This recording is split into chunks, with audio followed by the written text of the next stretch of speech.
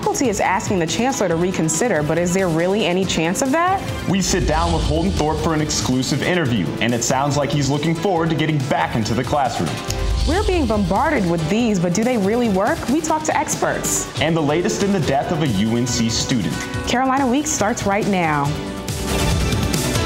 From the UNC School of Journalism and Mass Communication, covering Carolina in HD, this is Carolina Week. It all started with a tweet. Now, more than 2 years later, the university's reputation is tarnished, and the Chancellor is stepping down under fire. Good evening, I'm Avery Harper. And I'm Alex Giles. We have a series of reports tonight on the big shakeup at the Hill. But first, the latest in the reaction to all of this. The university faculty, in what appears to be an overwhelming show of support, is asking the Chancellor to stay. The standing room only crowd came from all backgrounds, some from the sciences and others from the humanities, to show their support for the Chancellor, Holden Thorp. Despite the difficulties of the present moment, Chancellor Thorp remains the best person to lead our university. Under the leadership of Jan Boxell, the faculty signed a unanimous resolution urging UNC System President Tom Ross to reject Thorp's resignation. Some faculty members voiced concern for Thorp. Personally, I don't want him to take any more punches. They called not only for the defense of the Chancellor, but also his ongoing battle to secure academic integrity at UNC. I feel that he is fighting a fight I want fought. I feel like he's doing it alone. Word tonight is that faculty and students are planning to gather on the steps of South Building on Friday to continue the campaign for support of Thorp.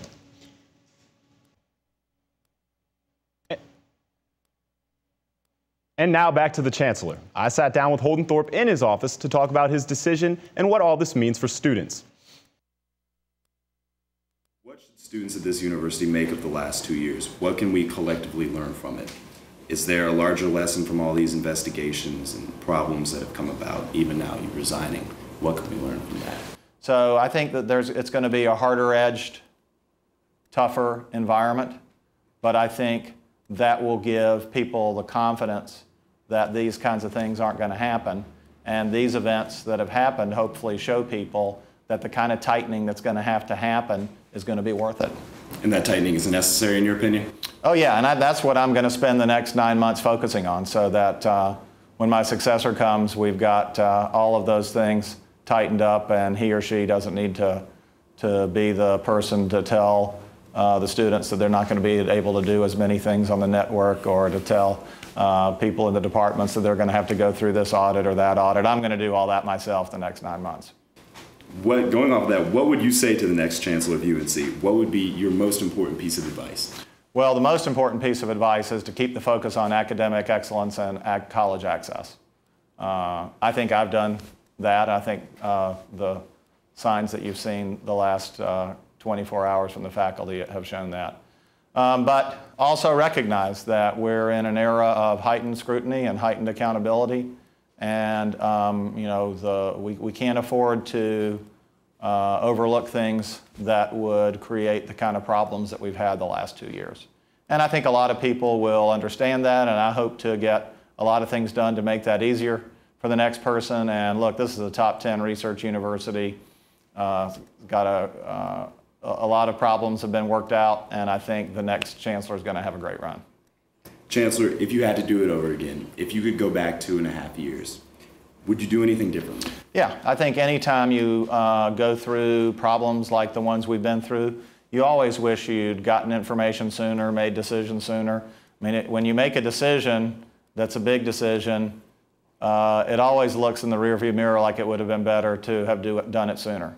So getting information more quickly, responding more quickly, making decisions sooner, getting information sooner, I think those things could have helped us get through these problems. But I think when we found the problems that we did, we took action, and as we were just talking about, I think gives us the opportunity to make this a better university going forward. What have you personally learned and gained from your experience? Well, I've had an unbelievable opportunity to meet people inside and outside the university who have really changed the world and the United States. And so as I think about going back to my scholarly life, you know, I spent my whole academic career really studying one chemical reaction. And over the last 5 years, I've had the chance to see the whole world and all the great scholarship and people that make America great and make this university great and give me optimism about the future. So I look forward to taking all of that back to the lab and to the classroom and to writing. And I feel very privileged that I've gotten to see all the things that I've seen. Gotcha. Headed back to the lab. Yep. Do you have anything else you'd like to add, No, Chancellor? I'd just like to thank you and thank all the faculty, students, staff, and alumni for everything they've done for Carolina. Thank you, Chancellor. Okay. Tonight, the University Board of Trustees is in closed session considering what it calls a personnel matter. Whether or not the board is looking to the future, laying the groundwork for replacing Chancellor Thorp is not clear at this time. So what do students think about all this? We went to find out.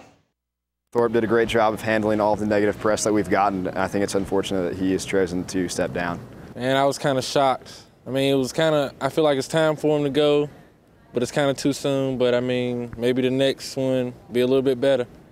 Obviously, someone kind of had to take the blame and react to that, but I do feel bad that he had to step down over the scandal. I think anybody who sees this sees it as a kind of tragedy and a kind of extremely unfortunate thing, not just for themselves, but for the university itself. Academics were at the heart of the investigation leading to Chancellor Thorp's resignation. Indications tonight is that there are more concerns, but not with football. A recent study suggests the graduation rates of African-American men at UNC are lagging. They're taking longer to get their diplomas, if they graduate at all. Nick Johnson has been at UNC for 4 years. He changed his major from biology to photojournalism after 2 years. So he'll be on campus for one more, a fifth-year senior. I was pretty much kind of miserable for the first 2 years. He joins a large group. According to the university's Office of Undergraduate Institutional Research, less than half of African-American males will graduate within 4 years. 13% take 5 or 6 years to complete their degree, and 22% of African-American men never graduate.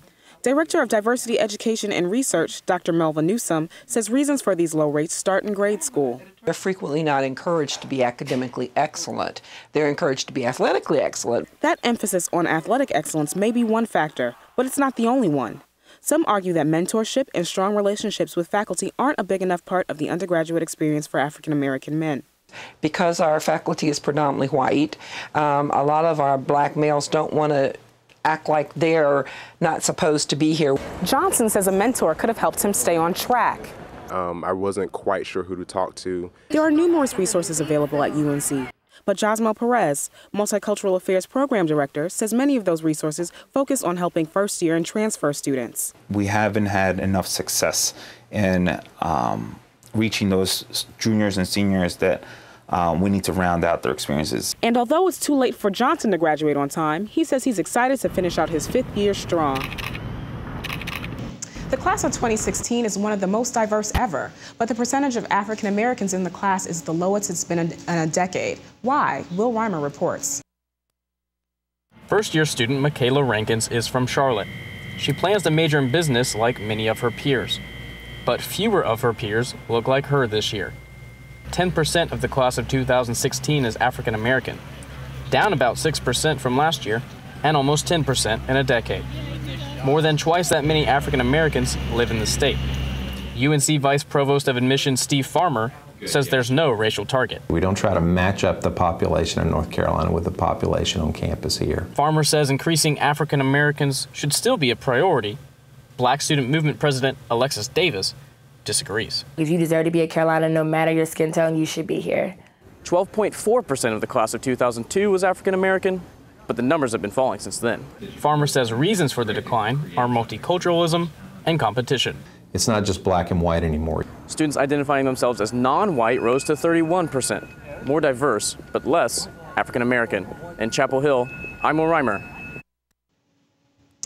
U.S. News & World Report is ranking UNC 5th among all public universities, and that's for the 12th year in a row. The magazine ranks UC Berkeley first, with UCLA and Virginia tying for second. Michigan is 4th, but Carolina only ranks 4th of ACC schools, behind Duke, UVA, and Wake Forest. Michigan took the 4th spot. Carolina is ranked 30th among all universities, but it's only the 4th highest ranked school in the ACC, behind Duke, UVA, and Wake Forest. A few updates to bring you from our coverage last semester. The Chapel Hill cell phone ordinance, the one that banned the use of cell phones while driving, struck down by a Superior Court judge in August. But Chapel Hill is fighting back. Superior Court Judge Orlando Hudson ruled the state legislature's regulations on cell phone usage supersedes the town's authority. After a 6-3 vote, the Chapel Hill Town Council decided to appeal the judge's decision. We'll let you know what happens. The Town Council has also decided to appeal the same judge's ruling against the towing ordinance passed in February. The ordinance, which council members hoped would answer concerns over predatory towing, required towing companies to accept credit cards, notify the police prior to a towing vehicle, and regulate the fees they could charge. Superior Court Judge Hudson ruled the ordinance violated the NC state constitution, but again, the council unanimously agreed to appeal the decision. Coming up next, the investigation into a UNC student's death continues. And are these ads really worth all the money? Connect with us online by liking the Carolina Week Facebook page and following us on Twitter at Carolina Week UNC.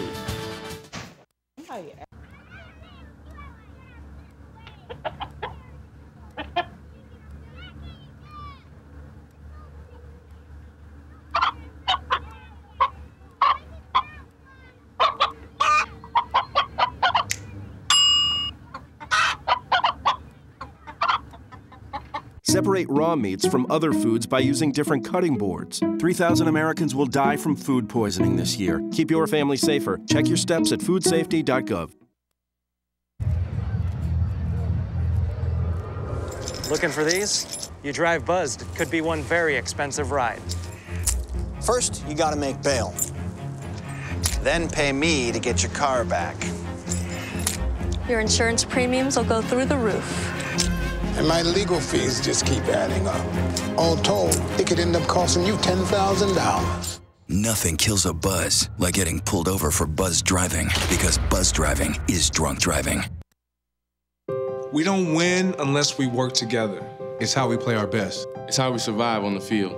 Now that same teamwork can save 13 million people affected by the famine, war, and drought in the Horn of Africa. Go to this site and forward the facts to everyone you know. The more people who know, the more money we can raise. And the more money we raise, the more people we can help. Because saving lives doesn't take a lot. It just takes a lot of us.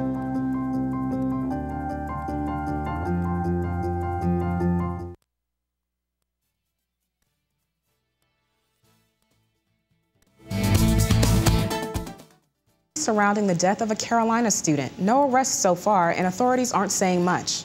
Reporter Johnny Gill joins us. Johnny, what do you know? Unfortunately, we don't know much, but this is what we do know. Faith Hedgepeth was a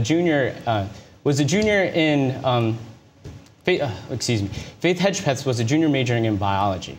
2 weeks ago, on September 9th and September 7th, she was She was found dead in her bedroom by her friends. Now, the Chapel Hill Police Department ruled out two important things. Number one, that she didn't commit suicide, and number two, that this wasn't an accidental death.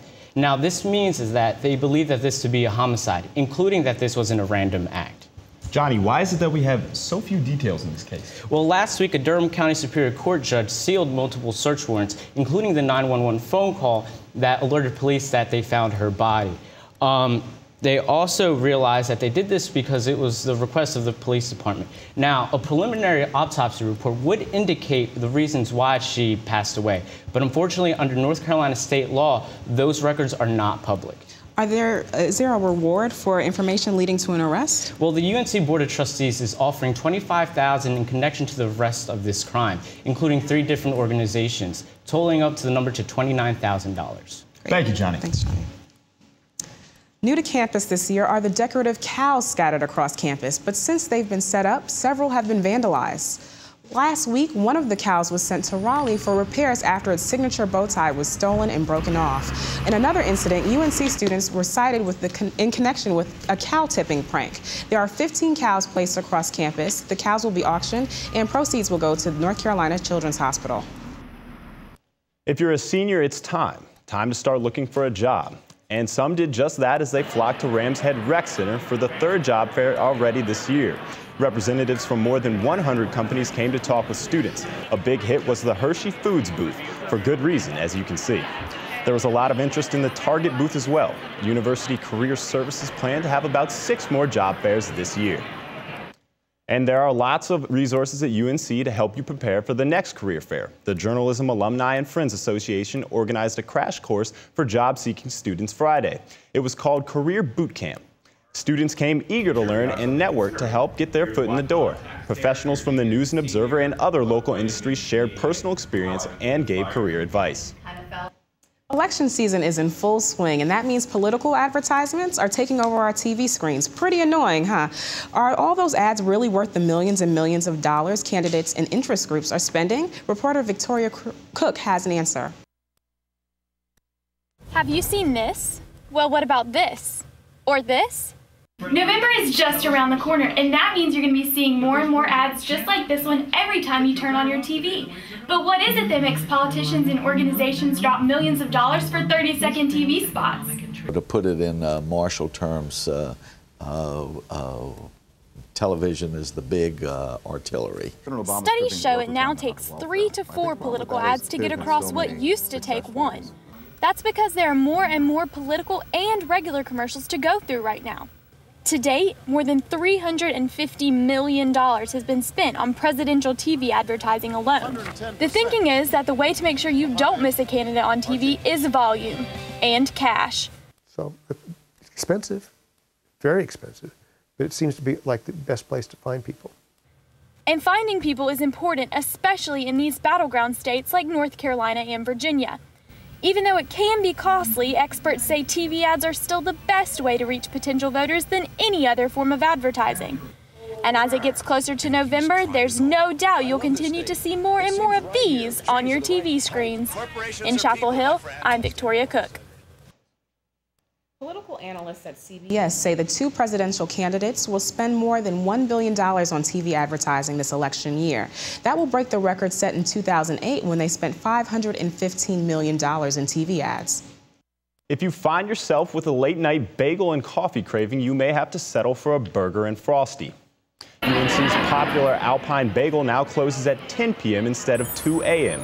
With the new 24/7 Wendy's in the Union, dining officials say there just isn't enough demand for late-night options to keep both places open.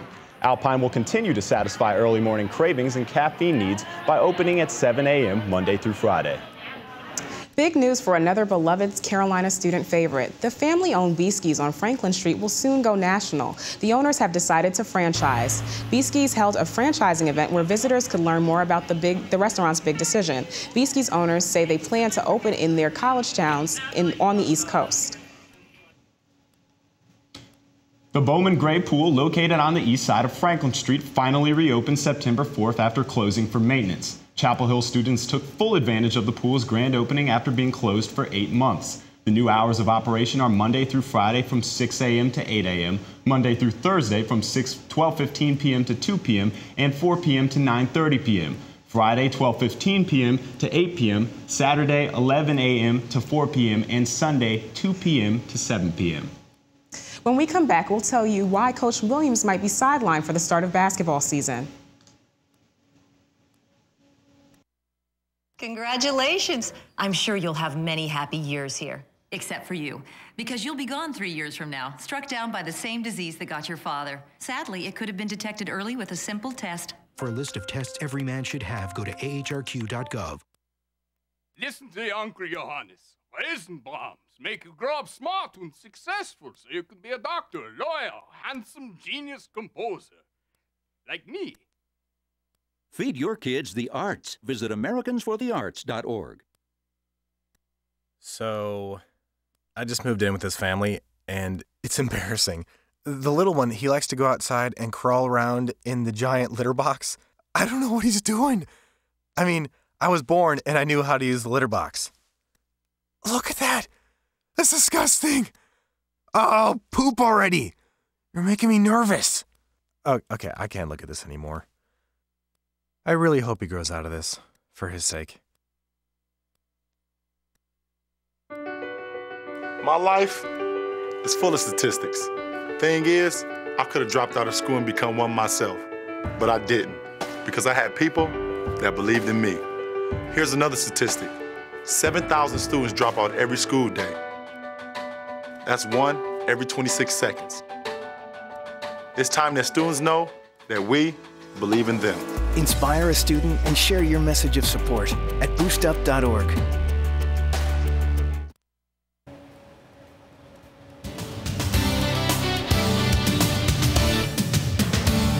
All right, welcome back to Carolina Week, everyone. I'm Drew Day. Thank you so much for staying with us this evening. Let's go ahead and take a look at your weather headlines. It was a cloudy day out there today. It didn't allow a lot of sunshine to come through, but the clouds did break in the afternoon. We also anticipate a warm weekend ahead with warm temperatures for Friday and Saturday before a cold front will move through, and that will result in cooler temperatures for the beginning of next week. So as we take a look at the satellite picture out there right now, you can see, again, we had mostly cloudy skies across the area today, but there was some breaks in the clouds off to the west. But this cloud cover here over us is what kept temperatures down today, and those temperatures will remain cool again for tomorrow. As we back out now and take a wider view at the nationwide picture of the satellite, you can see that we've got this big area of clear skies off to our west. That's in association with a high pressure system that'll be moving on in for the coming days ahead of the next cold front. So let's talk about that right now as we take a look at the surface map. Here's the frontal system that moved through the area yesterday that brought a lot of showers and rain across the area and even a little bit of severe weather. But that is now well offshore, and we are dry here across our area. As we take a look, here is this high pressure system off to the west. That will be pushing to the east in the coming days. And with that frontal system pushing more offshore, that will result in less cloud cover and nice weather for us for the next several days. But as we take a look at tomorrow evening, the same thing continues. But as we head into Friday morning, this high pressure will be over us, and this is the next front that we'll be watching. That will result in cooler temperatures. So overnight tonight, expect temperatures to remain in the mid-50s. 56 is what we're going for, with partly cloudy skies and light winds out there. For tomorrow, mostly cloudy skies, 75. And breaking tomorrow down just a little bit further so that you know what to expect throughout the day. By 8 a.m., it'll be 57 degrees with partly cloudy skies, 71 by noon. And if you're heading out tomorrow evening, it'll be 66 degrees and clear skies. So as we take a look at the 5-day forecast now, we will be 75 degrees tomorrow for Thursday, 81. It'll be a little bit cloudier, but much warmer, so it'll be nice for us for the next several days. Saturday, it'll be 84 and sunny. So for the next several days, guys, it's going to be some great weather. Oh, well, I'm hoping for even warmer weather. Thanks, Drew. All right, you're welcome. When we come back, we'll tell you why Coach Williams might be sidelined for the start of basketball season.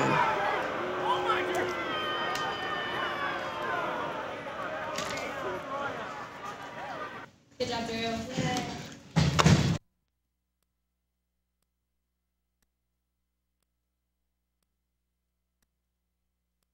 The Rex. Visit us at stoptextstoprex.org.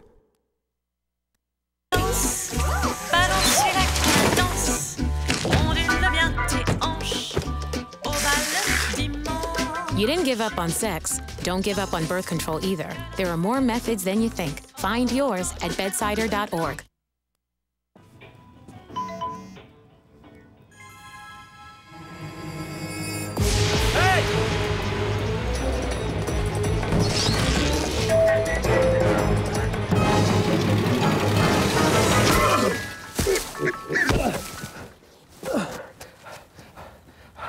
So, same time next week? Well, of course. Put away a few bucks, feel like $1 million. For free tips to help you save, go to Feed the Pig.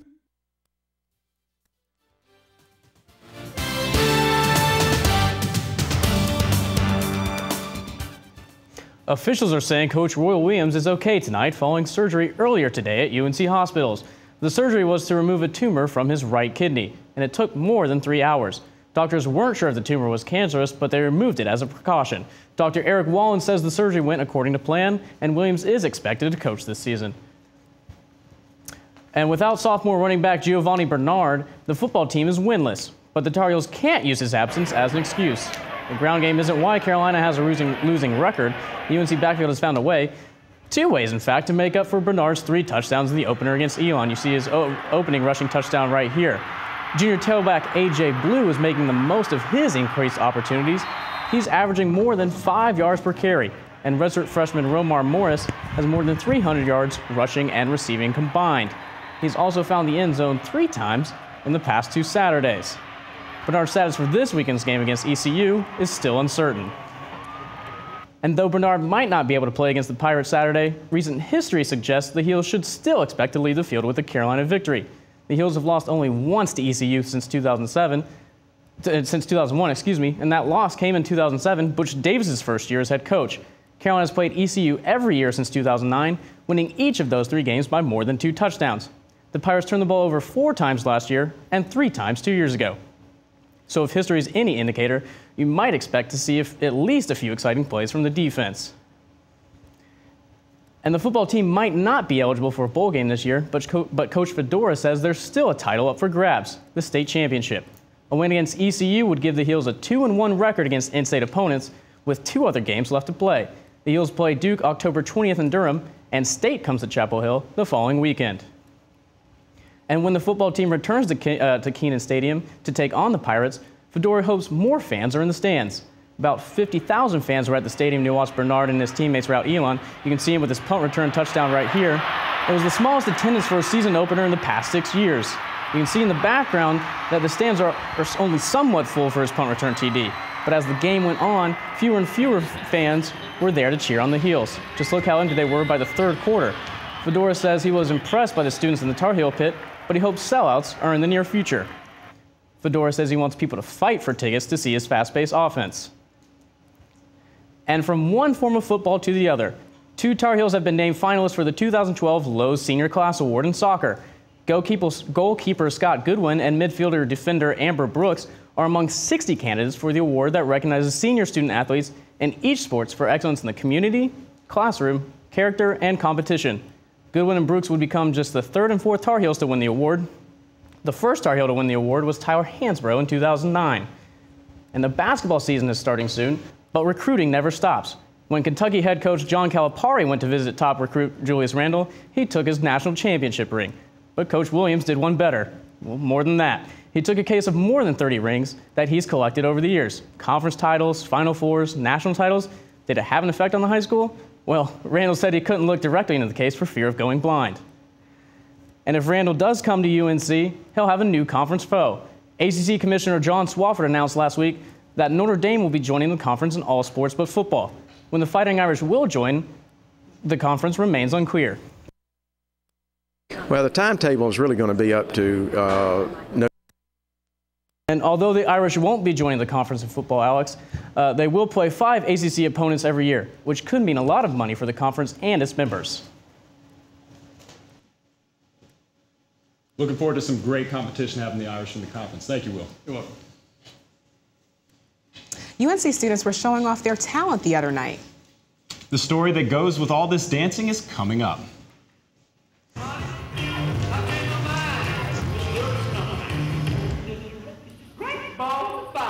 If you have a story idea, call Carolina Week at 919-843-8292 or email us at carolinaweek@unc.edu. If you have questions about this program, write to Carolina Week, Campus Box 3365, UNCCH, Chapel Hill, North Carolina 27599. Be sure to check out Carolina Week online at carolinaweek.org. Talent at UNC is everywhere. And this past Saturday, students got the chance to step into the spotlight. UNC Artery hosted the Fall Talent Showcase, featuring more than 20 acts. The showcase included dancing, singing, theater, modeling, rap, and spoken word groups. And it was emceed by Carolina Week's very own Julian Caldwell. The showcase brought attention to the diverse talent on campus, and proceeds went towards the UNC Artery's Student Arts Grant. I wonder if Julian got a chance to do a few songs of his own at the show. I really hope he did. Yeah. That does it for this edition of Carolina Week. Thanks for watching. Have a good evening. Okay, well, I guess we're done.